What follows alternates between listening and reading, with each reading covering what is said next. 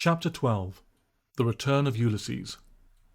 When it began to grow dark, the rat, with an air of excitement and mystery, summoned them back into the parlour, stood each of them up alongside his little heap, and proceeded to dress them up for the coming expedition. He was very earnest and thorough going about it, and the affair took quite a long time. First there was a belt to go around each animal, then a sword to be stuck into each belt, and then a cutlass on the other side to balance it, then a pair of pistols, a policeman's truncheon, several sets of handcuffs, some bandages and sticking plaster, and a flask and a sandwich case. The badger laughed good-humouredly and said, "All right, Ratty, it amuses me and it doesn't hurt me. I'm going to do all I've got to do with this here stick." But the rat only said, "Please, Badger, you know I shouldn't like you to blame me afterwards and say I had forgotten anything." When all was quite ready, the badger took a dark lantern in one paw, grasped his great stick with the other and said, "Now then, follow me. Mole first, 'cause I'm very pleased with him. Rat next, Toad last. And look here, Toady, don't you chatter so much as usual, or you'll be sent back as sure as fate." The Toad was so anxious not to be left out that he took up the inferior position assigned to him without a murmur, and the animals set off. The badger led them along by the river for a little way, and then suddenly swung himself over the edge into a hole in the river bank a little above the water. The mole and the rat followed silently, swinging themselves successfully into the hole as they had seen the badger do, but when it came to Toad's turn, of course he managed to slip and fall into the water with a loud splash and a squeal of alarm. He was hauled out by his friends, rubbed down and wrung out hastily, comforted and set on his legs. But the badger was seriously angry, and told him that the very next time he made a fool of himself he would most certainly be left behind. So at last they were in the secret passage, and the cutting-out expedition had really begun. It was cold and dark and damp and low and narrow, and poor Toad began to shiver, partly from dread of what might be before him, partly because he was wet through. The lantern was far ahead, and he could not help lagging behind a little in the darkness. Then he heard the rat call out warningly, "Come on, Toad!" And then terror seized him out of being left behind, alone in the darkness, and he came on with such a rush that he upset the rat into Mole, and the mole into the badger, and for a moment all was confusion. The badger thought they were being attacked from behind, and as there was no room to use a stick or a cutlass, drew a pistol, and was on the point of putting a bullet into Toad, when he found out what had really happened, and was very angry indeed, and said, "Now this time that tiresome Toad shall be left behind." But Toad whimpered, and the other two promised they would be answerable for his good conduct, and at last the badger was pacified, and the procession moved on. Only this time the rat brought up the rear, with a firm grip on the shoulder of Toad. So they groped and shuffled along, with their ears pricked up and their paws on their pistols, till at last the badger said, "We ought by now to be pretty nearly under the hole." Then suddenly they heard, far away as it might be, and yet apparently nearly all over their heads, a confused murmur of sound, as if people were shouting and cheering and stamping on the floor and hammering on tables. The Toad's nervous terrors all returned, but the badger only remarked placidly, "They are going it, the weasels."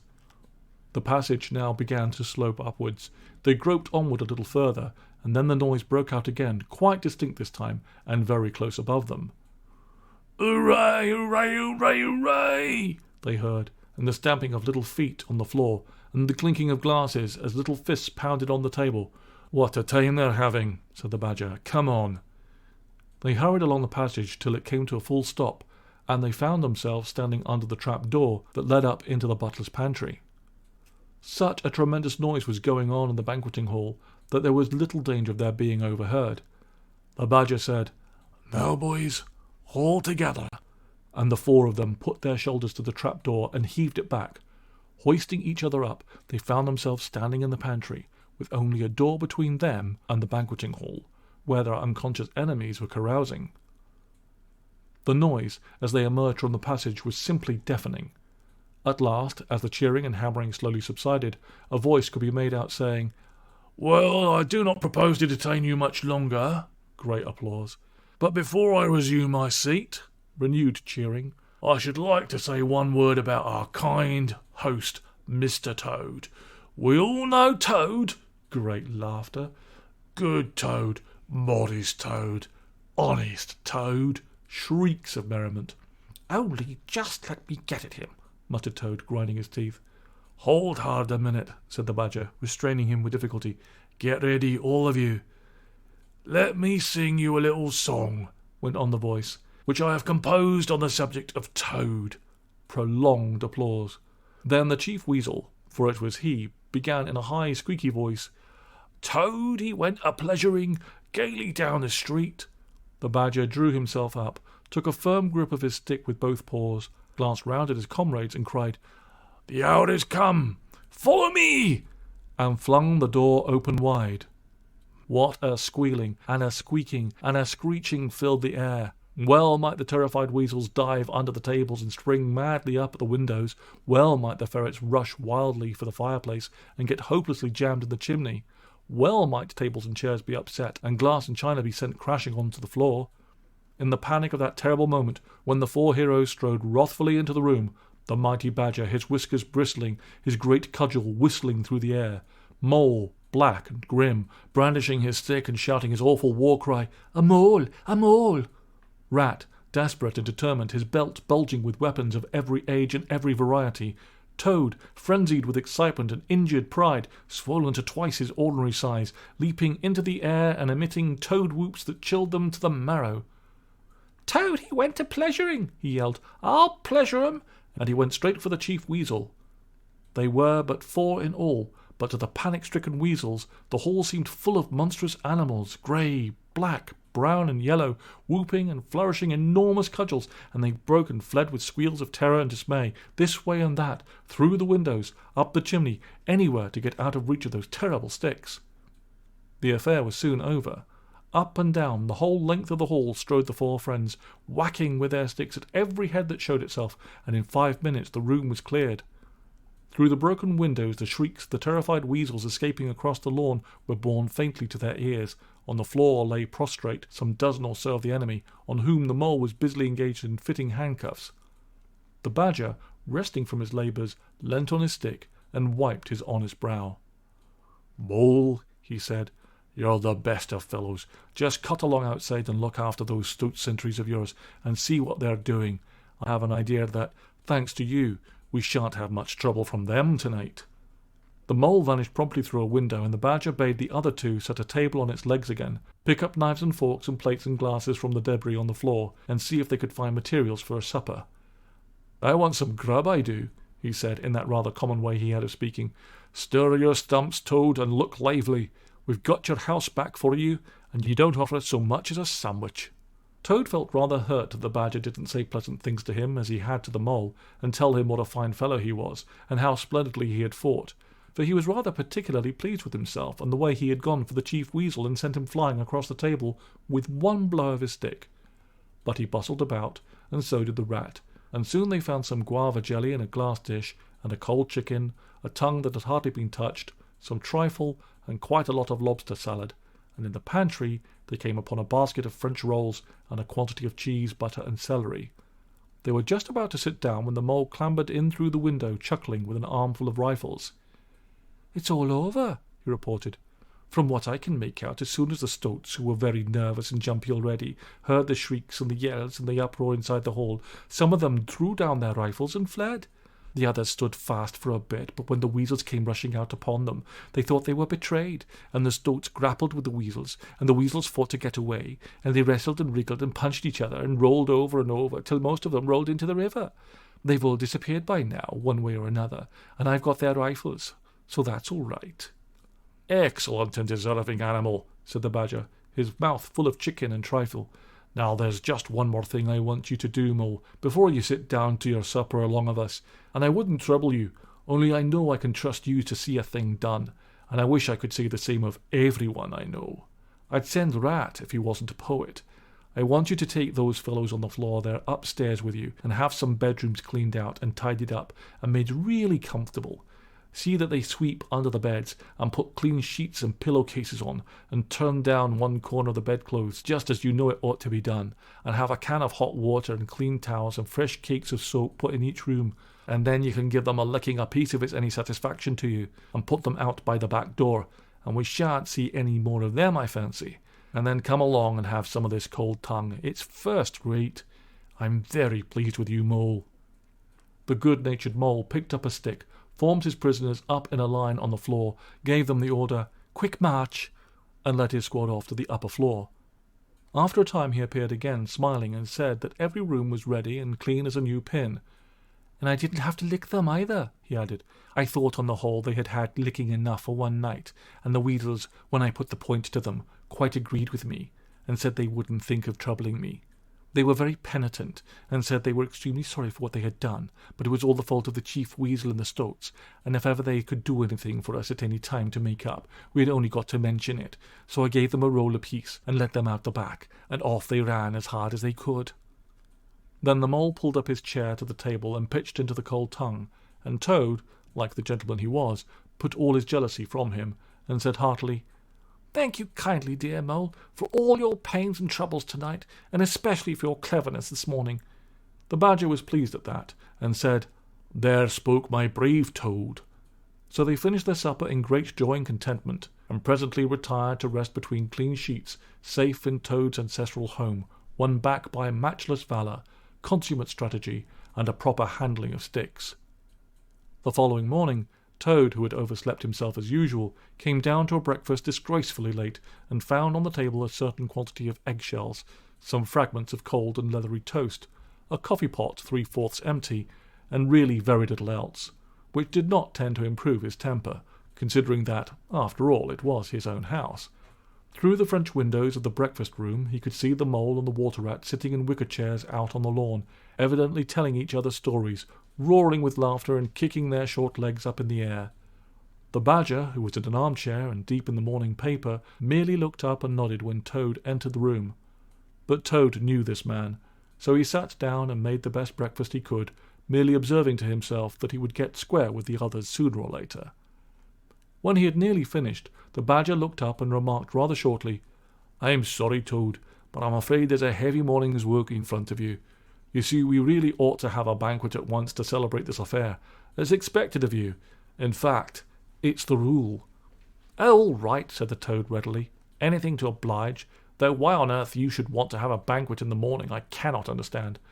But you know I do not live to please myself, but merely to find out what my friends want, and then try and arrange it for 'em, you dear old Badger." "Don't pretend to be stupider than you really are," replied the Badger crossly, "and don't chuckle and splutter in your coffee while you're talking. It's not manners. What I mean is, the banquet will be at night, of course, but the invitations will have to be written and got off at once, and you've got to write 'em. Now sit down at that table, there's stacks of letter paper on it, with Toad Hall at the top in blue and gold, and write invitations to all our friends, and if you stick to it, we shall get them out before luncheon, and I'll bear a hand too, and take my share of the burden. I'll order the banquet." "What?" cried Toad, dismayed. "Me stop indoors and write a lot of rotten letters on jolly morning like this, when I want to go around my property and set everything and everybody to rights, and swagger about and enjoy myself? Certainly not. I'll see you... Stop a minute, though. Why, of course, dear Badger, what is my pleasure or convenience compared with that of others? You wish it done, and it shall be done. Go, Badger, order the banquet, order what you like, then join our young friends outside in their innocent mirth, oblivious of me and my cares and toils. I sacrifice this fair morning on the altar of duty and friendship." The Badger looked at him very suspiciously, but Toad's frank, open countenance made it difficult to suggest any unworthy motive in this change of attitude.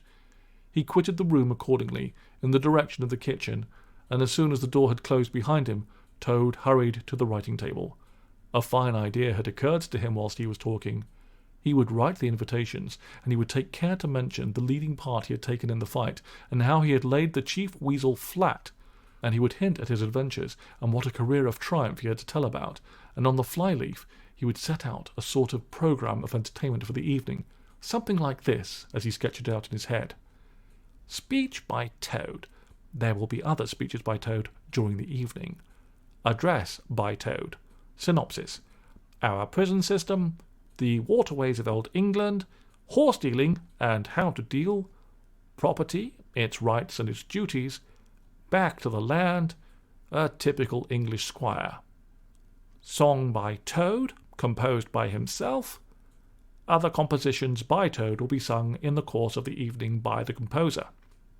The idea pleased him mightily, and he worked very hard and got all the letters finished by noon, at which hour it was reported to him that there was a small and rather bedraggled weasel at the door, inquiring timidly whether he could be of any service to the gentleman.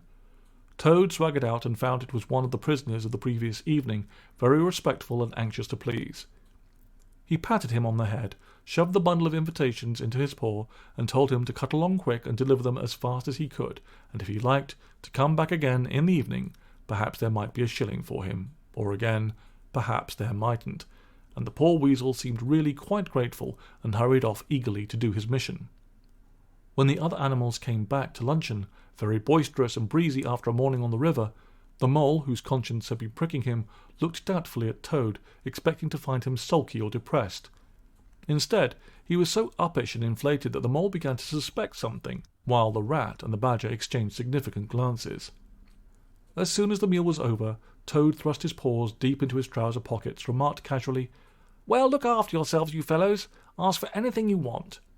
He was swaggering off in the direction of the garden, where he wanted to think out an idea or two for his coming speeches, when the rat caught him by the arm.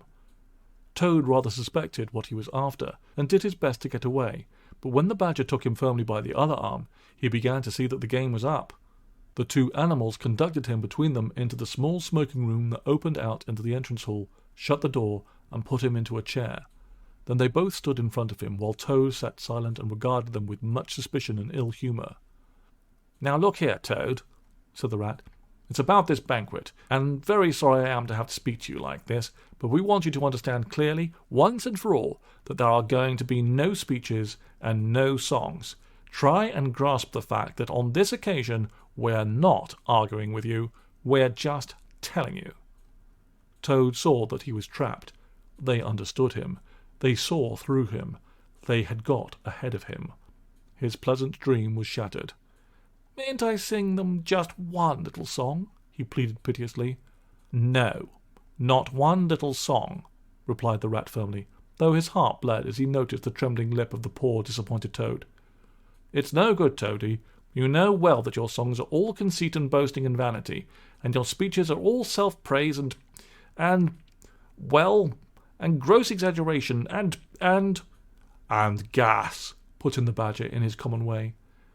"It's for your own good, Toady," went on the rat. "You know you must turn over a new leaf sooner or later, and now seems like a splendid time to begin, a sort of turning point in your career. Please don't think that saying all this doesn't hurt me more than it hurts you." Toad remained a long while plunged in thought. At last he raised his head, and the traces of strong emotion were visible on his features. "You have conquered, my friends," he said in broken accents. "It was, to be sure, but a small thing that I asked. Merely leave to blossom and expand for yet one more evening, to let myself go and hear the tumultuous applause that always seems to me, somehow, to bring out my best qualities. However, you are right, I know, and I am wrong. Henceforth I will be a very different Toad, my friends. You shall never have occasion to blush for me again. But oh dear, this is a hard world." And pressing his handkerchief to his face, he left the room with faltering footsteps. "Badger," said the rat, "I feel like a brute. I wonder what you feel like." "Oh, I know," said the badger gloomily, "but the thing had to be done. This good fellow has got to live here and hold his own and be respected. Would you have him a common laughing-stock, mocked and jeered by stoats and weasels?" "Of course not," said the rat, "and talking of weasels, it's lucky we came upon that little weasel just as you were setting out with Toad's invitations. I suspected something from what you told me, and had a look at one or two. They were simply disgraceful. I confiscated the lot, and the good mole is now sitting in the blue boudoir, filling up plain, simple invitation cards." At last the hour for the banquet began to draw near, and Toad, who on leaving the others had retired to his bedroom, was still sitting there, melancholy and thoughtful. His brow resting on his paw, he pondered long and deeply. Gradually his countenance cleared, and he began to smile long, slow smiles. Then he took to giggling in a shy, self-conscious manner. At last he got up, locked the door, drew the curtains across the windows, collected all the chairs in the room and arranged them in a semicircle, and took up his position in front of them, swelling visibly. Then he bowed, coughed twice, and, letting himself go with uplifted voice, he sang to the enraptured audience that his imagination so clearly saw.